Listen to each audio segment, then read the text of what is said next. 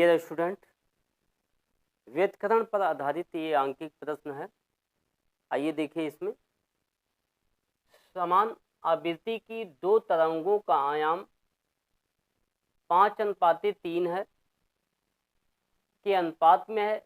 व्युत्क्रमण के कंपनों के महत्तम व न्यूनतम आयामों की तीव्रताओं का अनुपात ज्ञात कीजिए। दो मान पूछ रहा है। अब यहाँ पे मान लेते हैं जैसे दोनों तरंगों के आयाम, तो पहली तरंग का आयाम मान लेते हैं A1 है और दूसरी तरंग का आयाम A2 है। अब दो वेव चल रही हैं।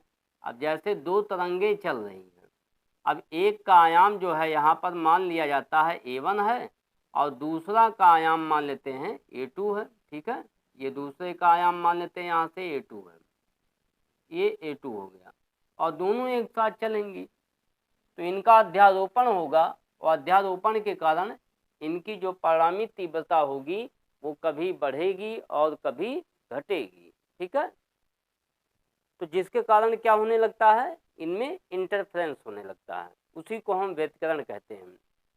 ठीक है, अब आइए अभी तरंगों के बारे में अभी हम लोग पढ़ रहे हैं। इसके बाद पढ़ेंगे लाइट का इंटरफ्रेंस। बहुत महत्वपूर्ण टॉपिक ये भी है लाइट का। अभी हमने यहाँ जो वेव का बताया गया, अब लाइट में बताया जाएगा आपको नेक्स्ट वीडियो में। तो यहाँ पर पहले हमने एक छोटा सा आंकिक प्रश्न लाए हैं, इसको आप देखिए और समझिए और इसको हल करने का एक तरीका आपको बता रहे हैं। एनसीईआरटी पाठ्यक्रम के अनुसार बहुत ही महत्वपूर्ण आंकिक होता है और ये हर एक कंपटीशन में पूछा जाता है, इसको आप ध्यान रखिए।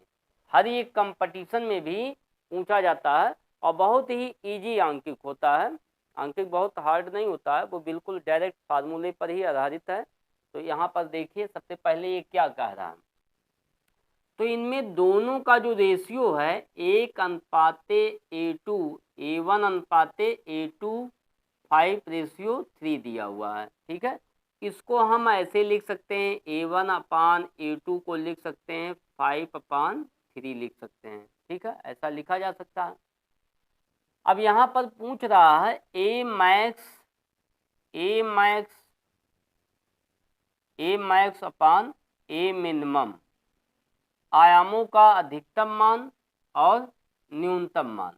तो आयामों का जो अधिकतम मान होता है वो होता है A1 + A2 और मिनिमम मान जो होगा न्यूनतम मान A1 - A2 हो जाएगा, A1 - A2। तो यहाँ अनुपात वाले प्रश्न को हल करने के लिए हमारे पास दो तरीके हैं, ध्यान दीजिए इधर। चाहे तो आप ऐसे भी लिख सकते हैं, इस तरह से अनुपात में लिखने के बाद A1 की वैल्यू आप ऐसे रख दीजिए यहाँ पर 5/3 A2 और इसको रख के आप सॉल्व कर लीजिए, आपको आंसर मिल जाएगा।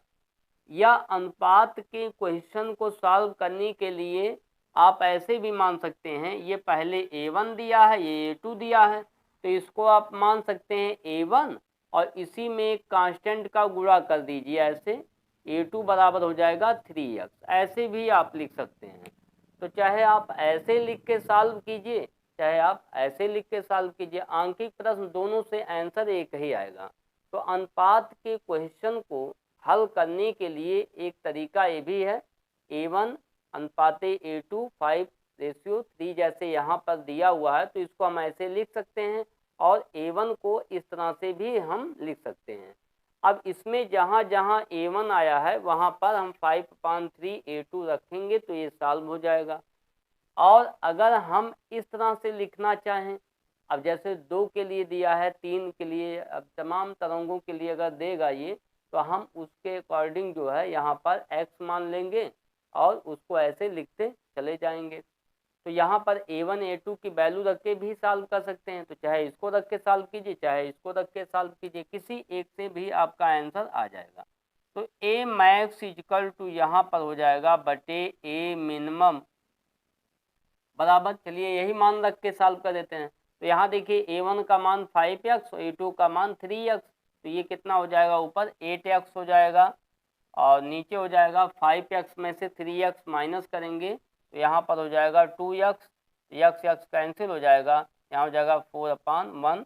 तो ये आंसर मिल गया यहाँ पर A max ratio A minimum equal to 4:1। ये हो गया आपका एक आंसर आ गया आयाम का अनुपात। तो आयाम का जो अनुपात आया यहाँ पर 4:1 आया। ठीक है। अब तीव्रताओं का अनुपात क्या होता है?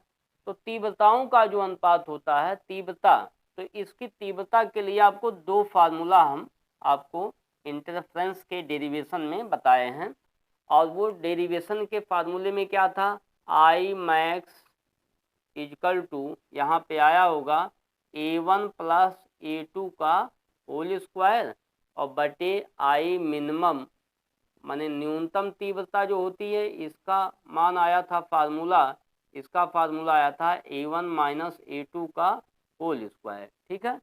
तो यहाँ पर A1 प्लस A2 की वैल्यू 8x आया है और A1 माइनस A2 की वैल्यू 2x आया है। दोनों मान रख के सॉल्व कर लीजिए। यहाँ पर ये हो जाएगा 8x अपान 2x और दोनों का स्क्वायर है यहाँ पर, तो x कैंसिल हो जाएगा और ये आपका हो जाएगा 16/1 हो जाएगा।